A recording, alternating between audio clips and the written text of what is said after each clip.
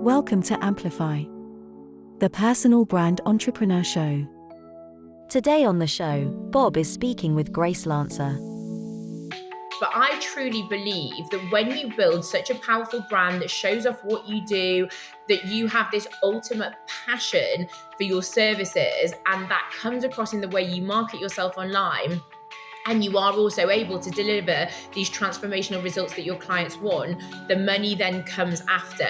And you hear of so many people who chase a business idea because they really want to be rich. And then a few months down the line, it's like, oh, where's this person gone? Because if you want a long-term sustainable business, you have to have a passion for what you do. You have to love what you do. Hi there and welcome back to the Personal Brand Business Show. My name is Bob Gentle and every week I speak with incredible people who share their secrets to building, marketing and monetizing your expertise, intentionally growing a unique personal brand and the mindset you need for your business to grow and thrive. If you're new to the show, then you still have your device in your hand. Whether you're listening to the audio version or you're on the YouTube version, hit the subscribe button. And if you're on YouTube, you get the double hit where you can hit the like button too. I'll wait. If you're a regular listener, then consider sharing this show with just one person. It's the very best way you can help the show grow and help me reach more people. And like I said, if you're watching on YouTube, a reminder, a subscribe will make me smile all day long because the channel's young, it's small, and I notice every single one. And I tell people, hey, I got another subscriber. Anyway, this week I'm speaking to Grace Lancer. I've been looking forward to this conversation for a while because Grace is the yang to my yin. I am a screaming introvert that's worked very hard to build any kind of visibility. Every single step hurts. Grace, I'm not going to tell people what you do. Grace, for the listener who's meeting you for the first time, can you tell us a little bit about who you are, where you are, what you do? And then we can go from there. Absolutely. So first of all, thank you so much, Bob, for having me on the podcast. As you said, the yin to my yang, the yang to my yin, whichever one, polar opposites. But we both have amazing strengths from being an introvert and being extroverts that we can share with our communities. So I'm Grace and I'm a Brit, but I am now based over in the Middle East, in Tel Aviv in Israel, because I love the sunshine so much. And I'm a personal branding strategist. So I work with a very targeted audience, which is specifically outspoken extrovert coaches. And my focus is all around teaching them how to build powerful online brands so they can net 4-figure clients every single month without ever having to be professional, boring, or corporate. And my specific focus is all around unique selling points. So helping them really position their services as something different in the market to minimize competition and be able to stand out and charge more for their services. So let's just jump straight into that. I think one of the hardest things for most entrepreneurs, especially the online entrepreneurs, is the whole question of the niche, the niche, the thing. Because every time you kind of hone that in a little bit, there's this feeling like you're saying no to more people. And so many people struggle with this. Additionally, I think a lot of people struggle with the idea of a personal brand beyond simply, well, people know me. People knowing you is not good enough. People need to know you for a thing. Mm-hmm. And that doesn't happen by accident. You need to make a decision as to what that thing is. And that is so hard. So we're going to play introvert-extrovert tennis a little bit. But as an introvert, I always think extroverts must find this much easier. I think that's almost guaranteed to be a false assumption. But what's the reality there? So there is truth in what you're saying there, that extroverts typically, we don't have as much fear to put ourselves out there. But actually, when I think back to when I started in my business 3 years ago, I remember a challenge that was set to me from the coaching program that I was in was, we want you to go onto Instagram Live. And yes, it's live as opposed to doing a story, but it was go onto Instagram Live and do your first live. And I remember being so terrified. Like I was there waiting for half an hour plus, like wanting to press the start button, and I couldn't bring myself to do it. My heart was pounding. And the difference is that, yes, like while you're an extrovert, or not you personally, but for anyone listening, when you're an extrovert, and yes, you do naturally have more confidence to put yourself out there, to start that conversation, to just go for it without thinking about it too much. The thing is, when you come from being employed to starting your own business. It's a totally different situation. And like for me, like for everyone, when you start in your business, you're starting as a junior, you're starting from scratch. And with that comes not the lack of confidence in yourself, but the lack of confidence in what you do and knowing about what you do, which is where I struggled and where I know other extroverts struggle as well. That you can have all this confidence in your social circle and be the social butterfly and, like, you know, be the chatty one. But when you're at the beginning of your business, it's not so easy. And that does improve over time naturally as you become more confident in your services, in what you're chatting about, in how you're helping your clients, and also seeing your clients get those results.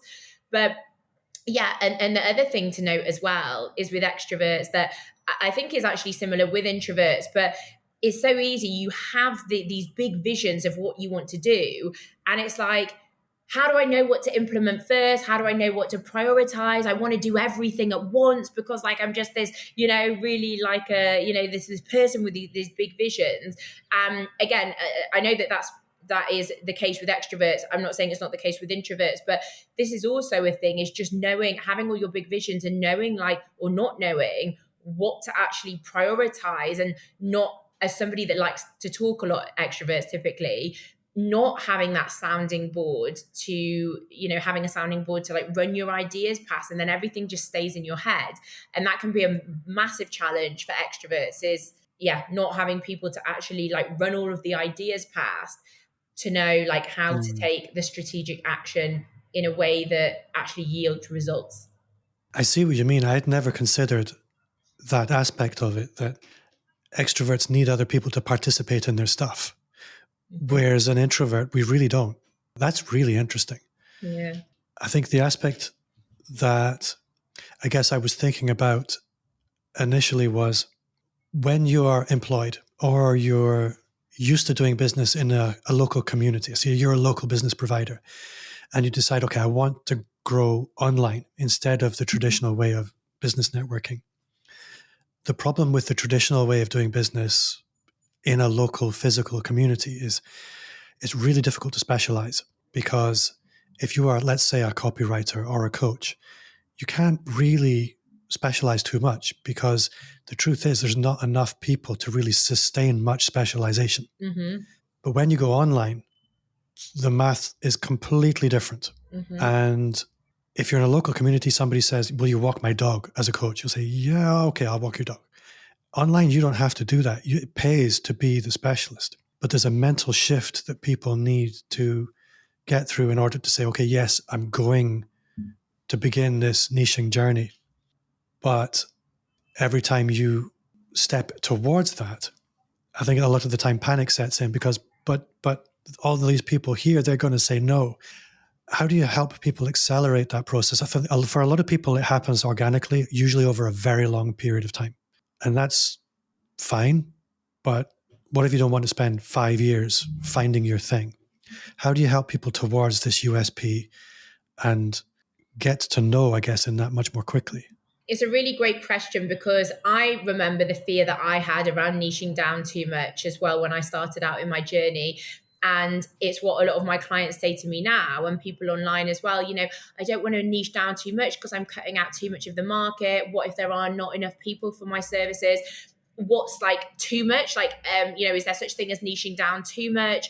And also people just saying, like, I'm multi-passionate. Like, I don't want to just put my skills and qualities into one thing. I want to be able to help loads of people with everything.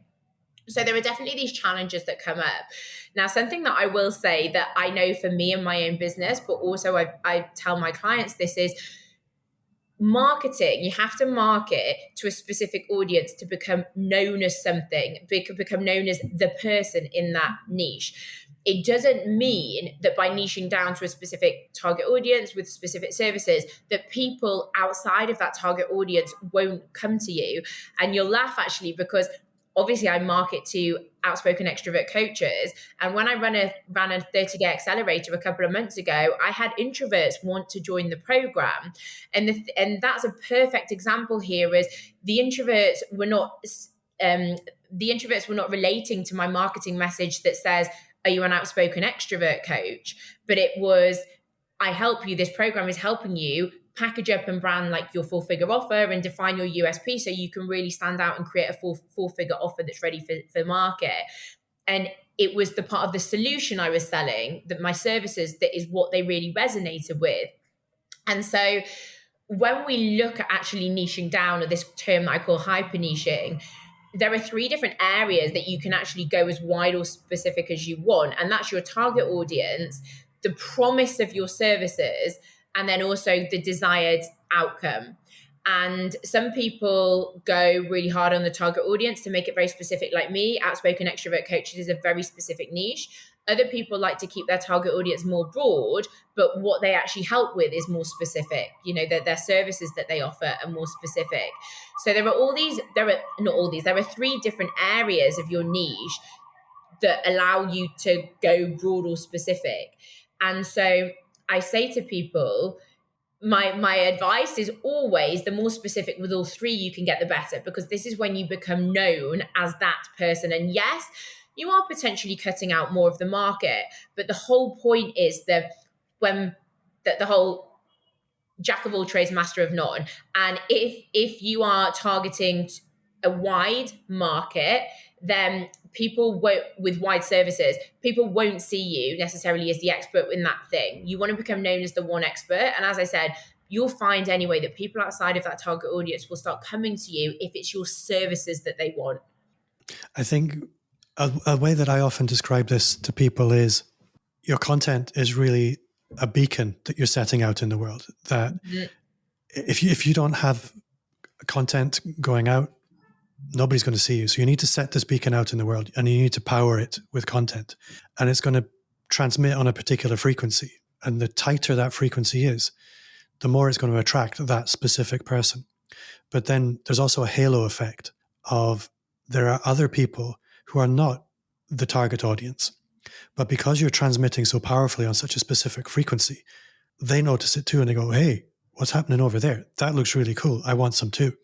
So you often find, when you go into a niche really confidently and powerfully, actually everything works better with the people who aren't your niche as well. There's a bizarre contradiction there, that the more niche you are, yes, you'll attract that niche more, but you will also attract other people much more than you were previously as well, which is a peculiar thing. Absolutely. And it does require a bit of courage to try it out.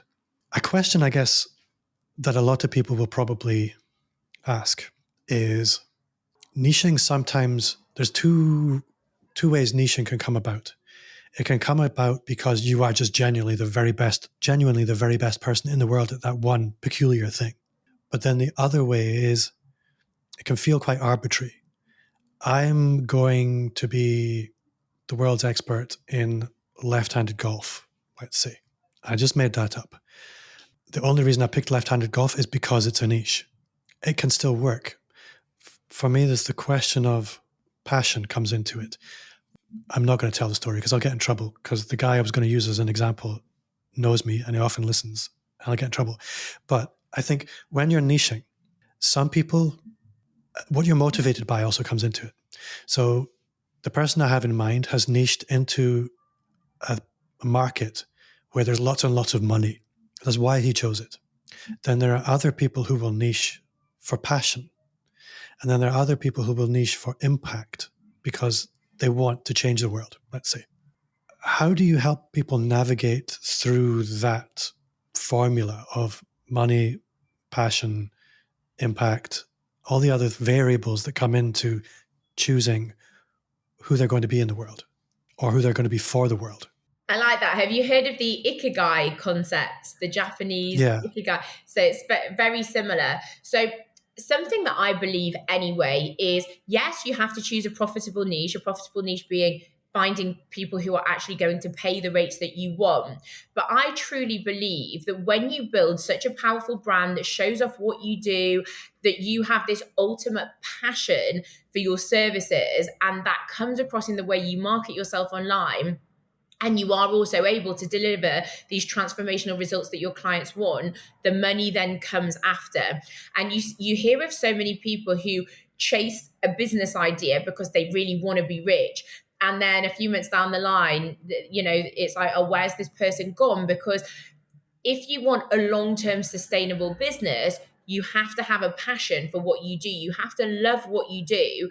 And when you're self-employed, there are always days, maybe even weeks, where you're not getting leads, where you're not getting inquiries, where you're not getting new clients.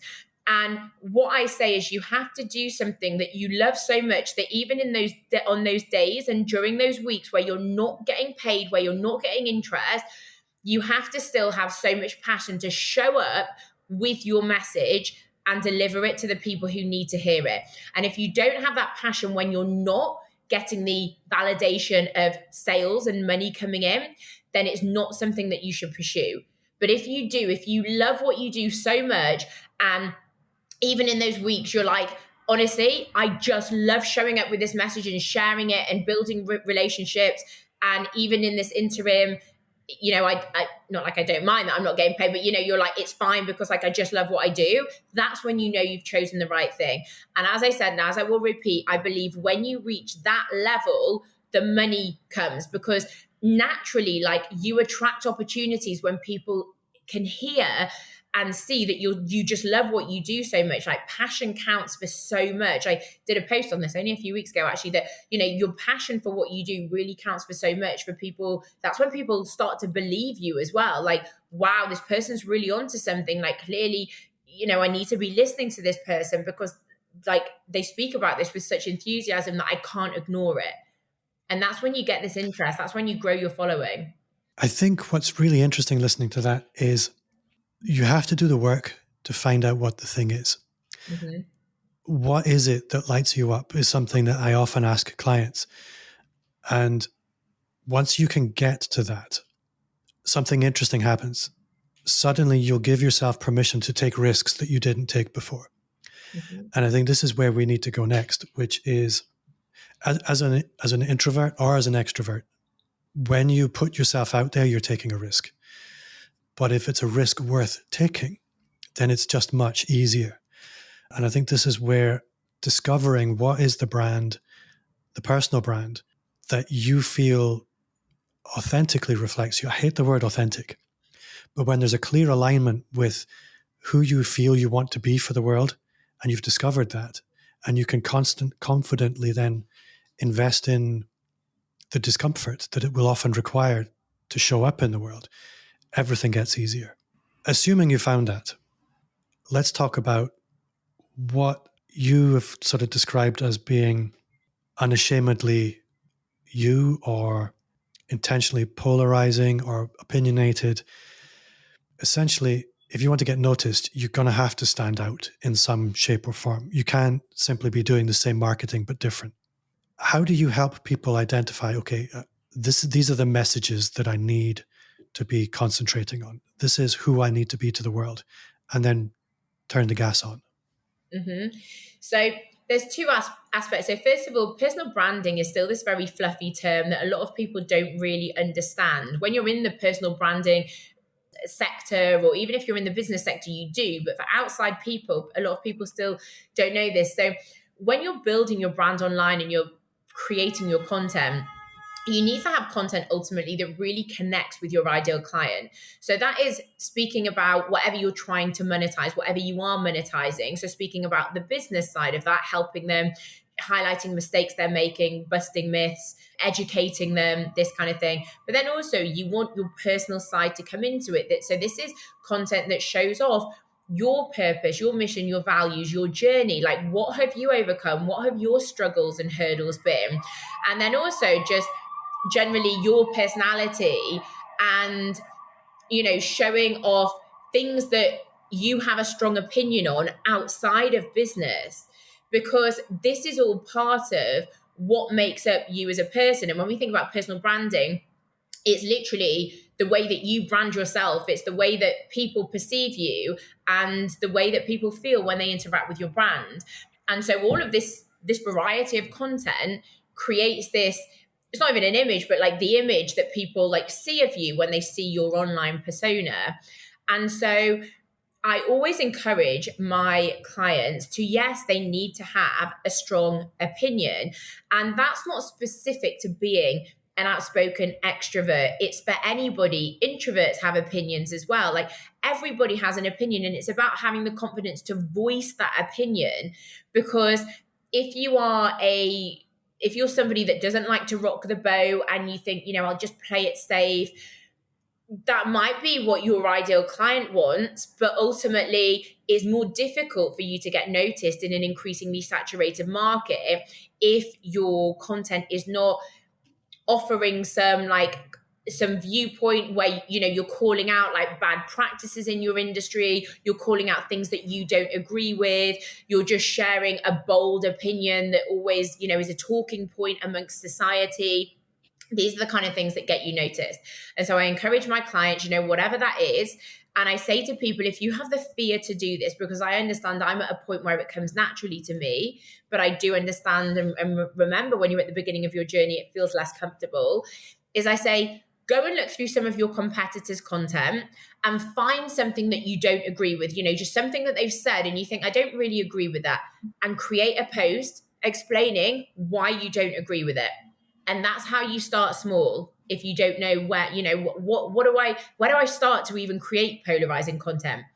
Scroll through your social media and just find an opinion on something that you don't agree with and just create a post that gives an opposing view. So when I was brought up, I was told, if you don't have something nice to say, shut up. And it's kind of something that I've always lived by. But polarization is a very powerful marketing tactic. And you see it everywhere when you actually understand what you're looking for. But it's very rare. I mean, you see it everywhere, but not that many people are employing it. Mm-hmm. Tells you something important. Those people who are employing it are being seen. Mm-hmm. Now, I guess my question is, or what I'd like to discuss is, how do we fix this if you don't have anything nice to say, shut up? Take a competitor, for example. You've spotted something that a competitor's posted on social media. Let's say a bro marketer has said, anybody that's not selling six-figure clients at least once a day is a loser. Let's just say somebody's posted that. And that's garbage. Instinctively, I want to say, well, I have nothing nice to say. Anything that I say that is critical of this individual is just going to make me look bad for being negative. Discuss. So polarizing content and being controversial is not necessarily about, it's not even necessarily, it's not about bad-mouthing people or calling individuals out, but it's about giving an opinion based on something that you've seen. And so in that particular example, someone said, if you're not signing six-figure clients every day, then you're a loser. Great example. Love the wording. Then it's like, the other day, I saw someone say, if you're not signing six-figure clients, you're a loser. And here's why I disagree with that. You're not calling someone out specifically saying, oh, I saw Steve, someone from London, say this, so everyone goes and gives him hate mail. You're not targeting people specifically, but you're seeing things and giving a polarizing opinion. And an example that I did recently with a post on LinkedIn that went viral, and I knew it would go viral because I know that it's something that people love to give their opinion on. And for me, it's that my age is irrelevant, but it's that I'm 33 years old and I don't want children. And I did a similar post 6 months ago and it also went viral and kicked off because I know that even though this is how I feel and it's literally like how I am and my belief and my vision for myself, I know that it's a talking point that everybody wants to give their opinion on. And so I knew posting that the post that was going to blow up, and it did. It got like almost 400 likes. It got over 400 comments and counting on the post. And so it's also about that, like thinking, do you have opinions that because that opinion about wanting children, I wouldn't even necessarily call it controversial, but it's an opinion that people have very strong opinions on. People are either one way or the other. Think about that for whether it's a business topic or a personal topic. Is there something where it's going to cause a divide? A divide, not in a bad way, not in a negative way, but just as a topic of conversation to provoke a debate. So that's also what I say there, is to go for those kind of topics. So instinctively, and I think instinct is often a problem, and a lot of people operate on instinct, which is why I'm saying instinctively. As professionals, we need to try and move beyond instinct and become a little bit more tactical. But instinctively, I look at that topic and I think it's not something. Let's turn it around. We'll take a male version of something similar. Same thing. Actually, let's just say it's the same thing. I post as a male. I never want to have kids for whatever reason. It feels, again, instinctively, this has nothing to do with my niche, my personal brand. However, algorithm's going to like it. So how are you guiding that decision as to whether this is is relevance important even? Sorry, cut out a little bit there. So Okay.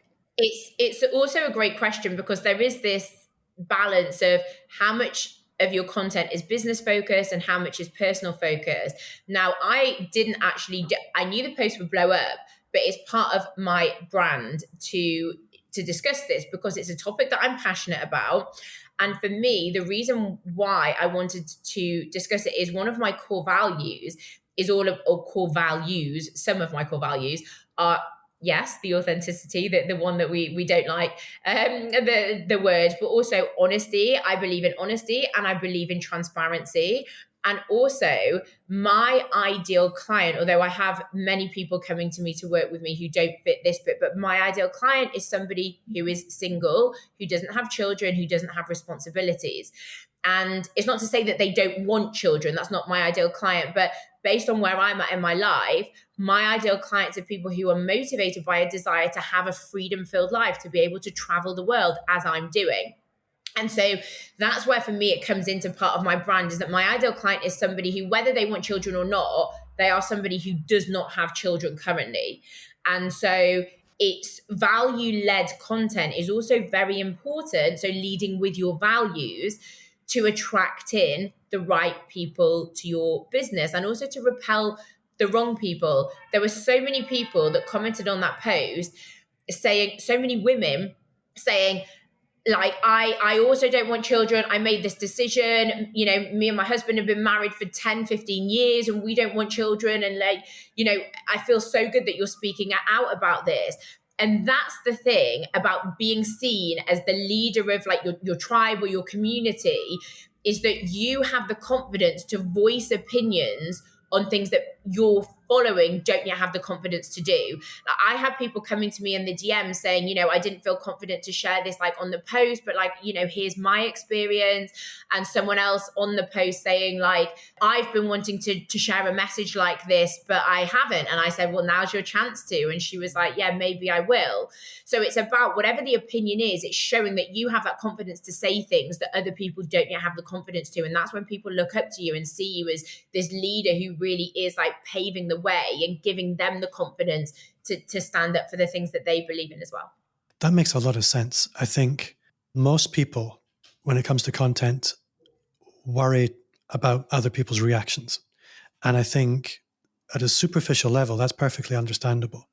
You spoke about the magnetic effect of content. And I think there's an important aspect to this. When you look at the principle of magnetism, there are two polarities. We've spoken about polarization. If you want to attract, you have to celebrate pushing others away. Yeah.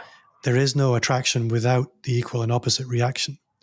And what I love about the way that you describe this is, if you can attract anyone you want, wouldn't it be nice if they were exactly the right person?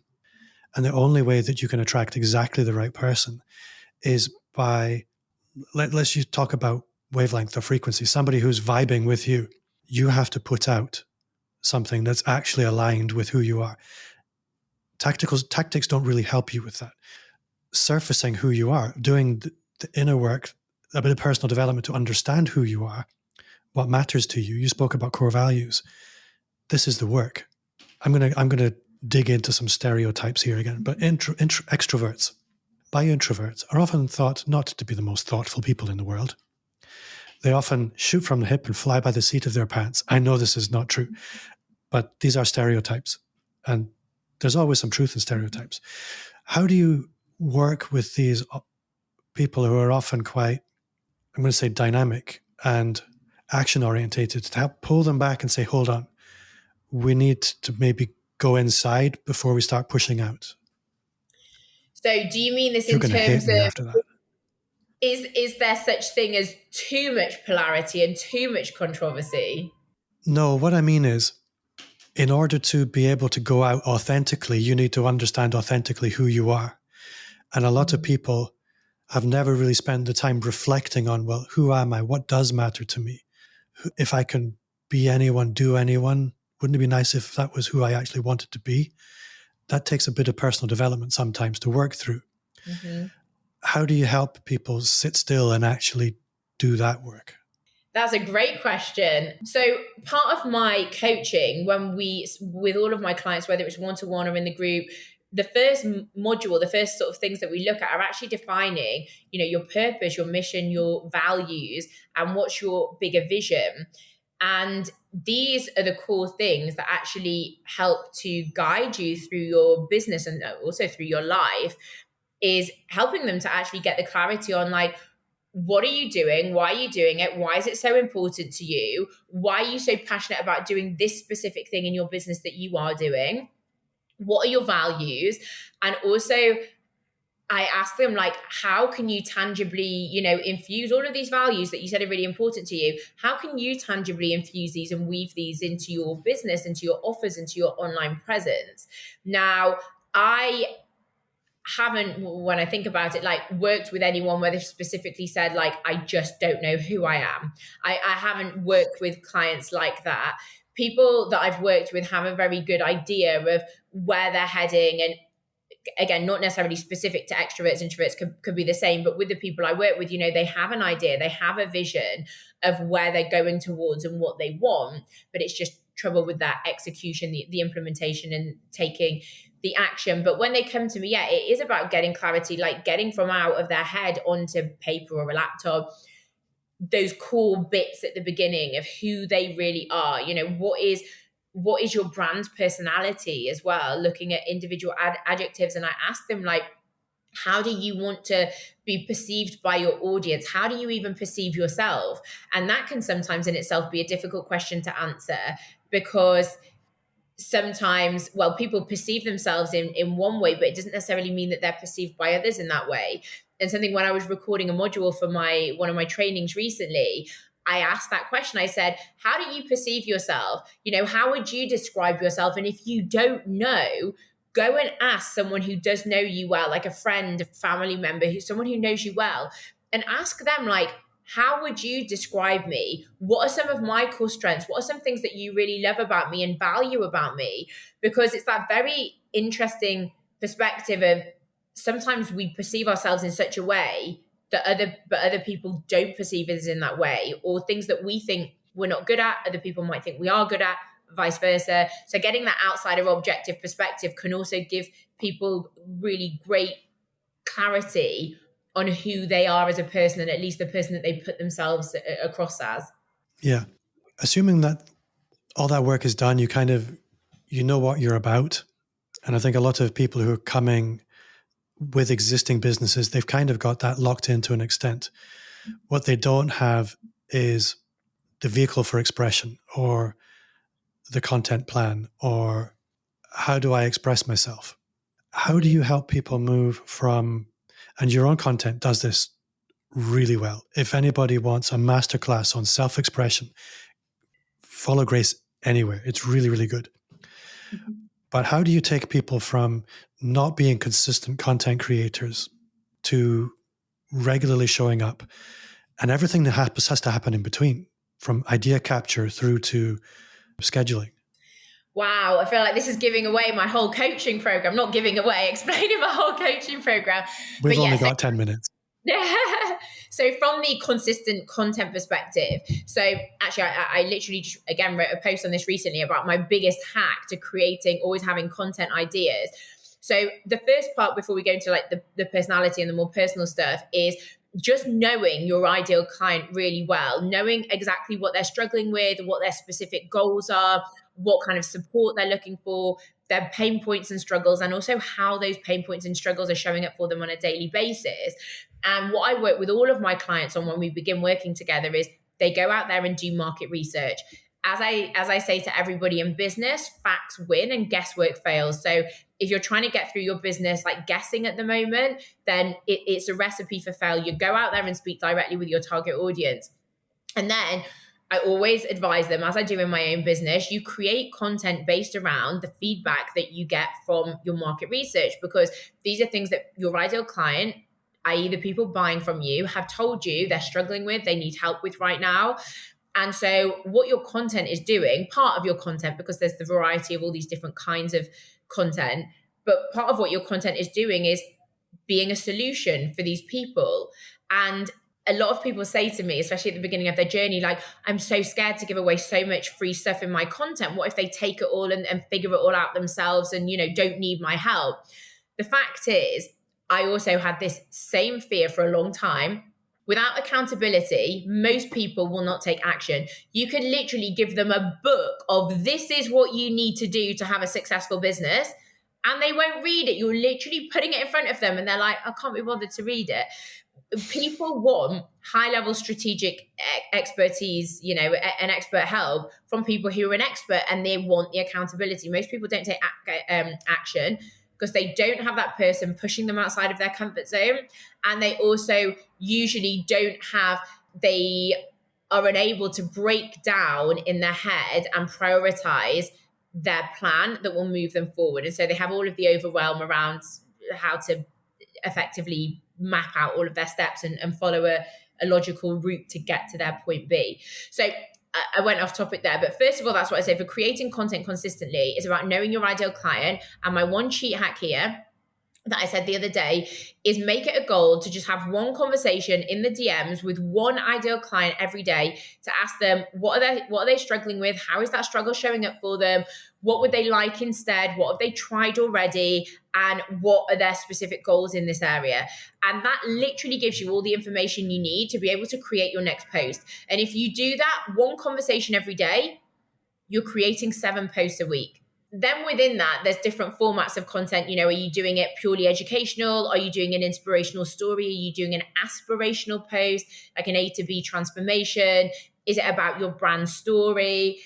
Is it, a video? Is it a funny, a meme or reels or something like that? So there's all the different formats, but to get the content, that's what you want to do. And then from the perspective of it, putting in your personality, my biggest trick here, because I had someone say to me, and for anyone listening, if you resonate as well, she said, I'm such a social butterfly. I'm a big extrovert. I go out with my friends. Like I'm the social butterfly of the group. And when it comes to writing my content, I feel like I've swallowed a textbook. And I loved what she said. I thought it was, we had a laugh about it.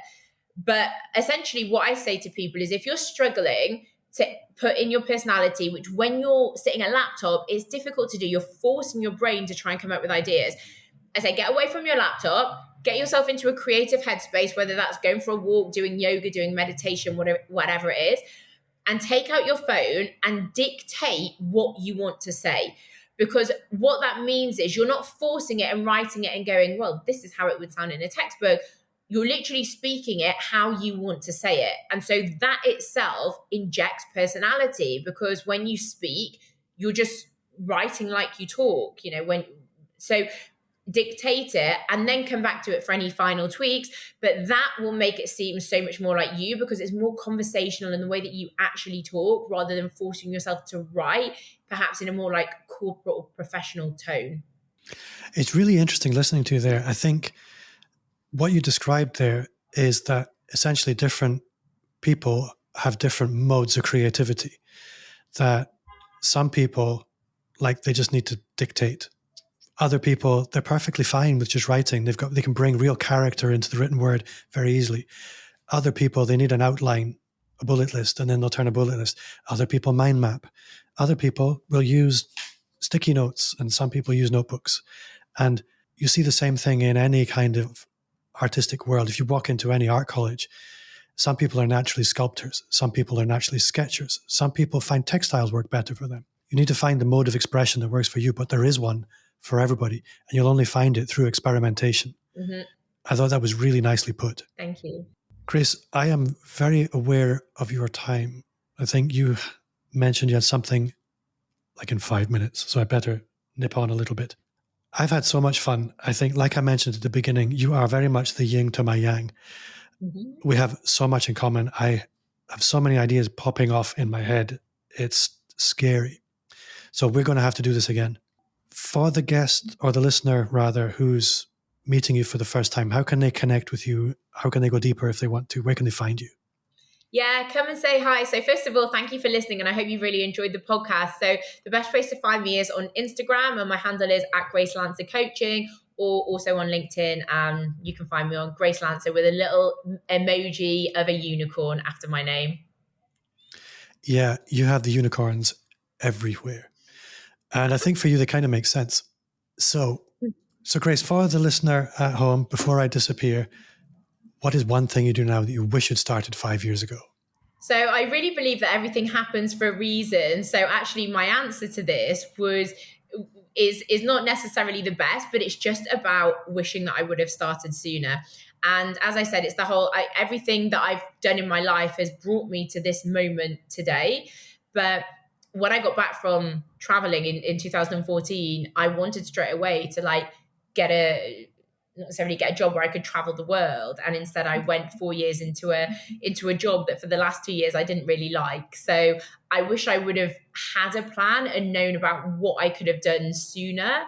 But then having said that, maybe I wouldn't have achieved what I have today without it. But for anybody, it is that advice from my advice is just to don't delay and start today. I think that's really good advice. I think a lot of people, when they're looking at making a change, what they actually see is a step backwards. And sometimes that step backwards is just worth it. Mm-hmm. Because if you are employed and you want to go out on your own, there's going to be compromises, but they are worth it. Grace, you have been a great guest. I have had the best time. Thank you so much for your time, and I will see you again soon. Awesome. Thank you for having me. It's been really fun.